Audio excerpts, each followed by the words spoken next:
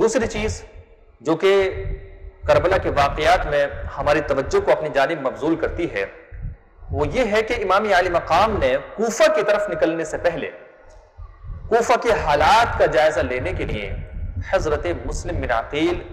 رضی اللہ تعالی عنہ کو روانہ کیا تھا کہ آپ جائیے اور جانے کے بعد وہاں کے حالات کا جائزہ لیجئے۔ جب حضرت مسلم بن عقیل کوفہ پہنچ گئے تو وہاں پہنچنے کے بعد آپ نے دیکھا کہ جو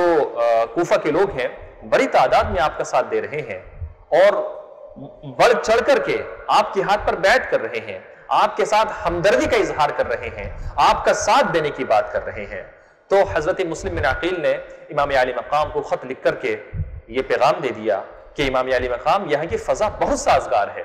یہاں کے لوگ آپ سے محبت کرتے ہیں، آپ کی مدد کرنا چاہتے ہیں اور آپ سے مدد لینا چاہتے ہیں، آپ جو ہے اپنے احباب کے ساتھ کوفہ کی جانب چلے آئیے۔ یہ انہوں نے پیغام بھیج دیا، لیکن اس کے بعد جب کوفہ میں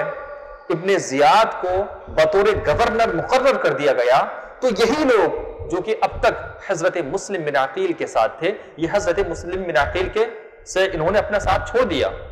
ان لوگوں نے حضرت مسلم بن عقیل کا ساتھ چھوڑ دیا، اور جو لوگ اب تک اپنی ہمدردی دکھا رہے تھے، اب تک اپنا تعاون پیش کر رہے تھے، جو کہ اب تک آگے بڑھ چڑھ کر کے حضرت مسلم بن عقیل کے ہاتھ پر بیعت کر رہے تھے، اب یہ سب لوگ پیچھے ہٹ چکے تھے۔ نوبت یہاں تک پہنچی کہ حضرت مسلم بن عقیل تنہا رہ گئے